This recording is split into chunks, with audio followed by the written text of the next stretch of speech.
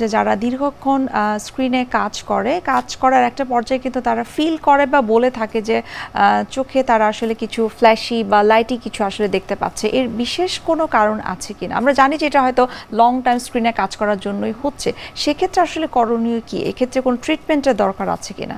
Flash যেটা সেটা একটা হলো যে এটা ভয়ের কিছু নাই।